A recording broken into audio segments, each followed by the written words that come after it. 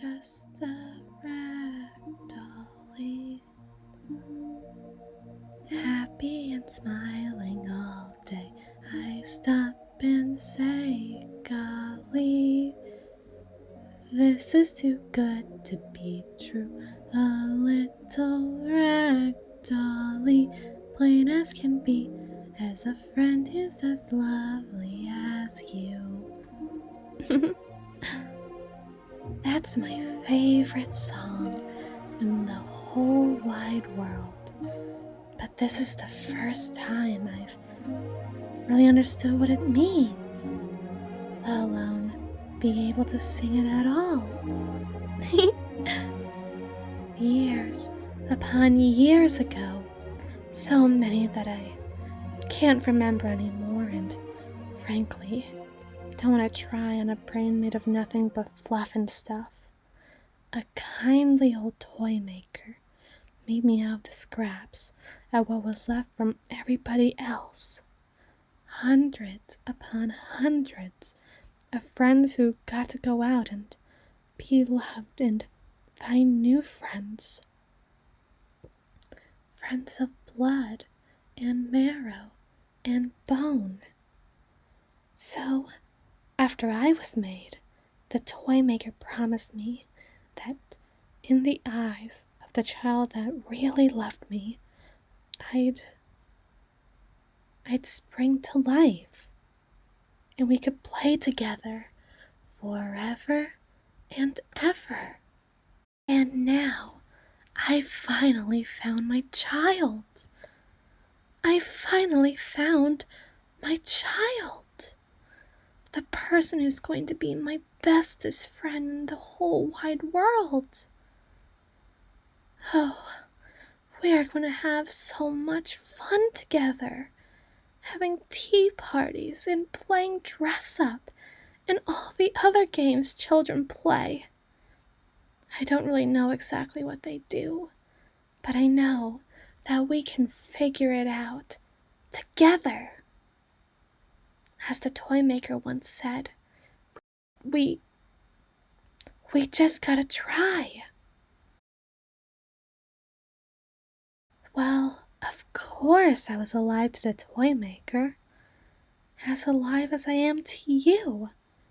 He loved me. He had to love me because he made me. He loved me because I was his. I haven't seen him around here for a long, long time though, and I've been growing weaker and weaker by the day as I've searched for him. But I need to search no longer, for I have found you, my child.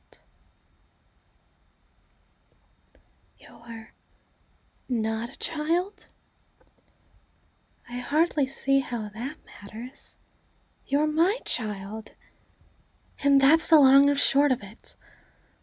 I had a few ideas about what you might look like and sound like, but you've already fulfilled the only requirement that really matters. You're kind. What child who didn't have a heart as pure as one sewn with scraps and as kind as a pair of shoe-button eyes would go out of their way to help a helpless doll that could have spent the rest of time collapsed in the dust? But thanks to you, I'm not. Is it really that egotistical to consider myself kind? I never really thought about it. The toy maker simply promised that I was, and I took it to be true. The same way I was promised you, and let me just tell you now, I intend on keeping that promise fulfilled. I know you probably think of me as nothing more than a stupid old rag doll, the same as everybody else who ever walked within these doors, thinking I'm insignificant, weak, unlovable, and incapable. After all, what could I really do if I was so dissatisfied? Anybody who didn't really want to deal with me could just kick me across the room. Am I right?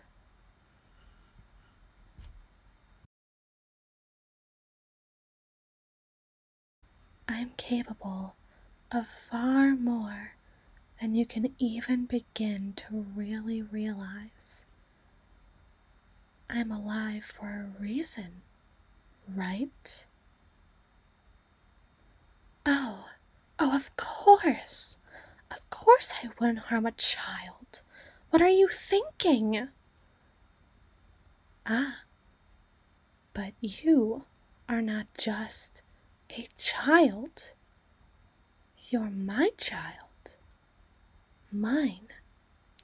And you have gone out of your way to reassure me that you are not a child. Haven't you? I just want a friend. All I've ever wanted is a friend. But if I have to make an enemy out of you, I'm willing to do the patchwork necessary.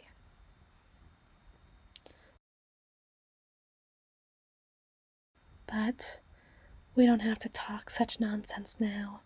I haven't waited 80 years for a tea party just to scare off the first person, the first friend willing to sit across with me. Come sit.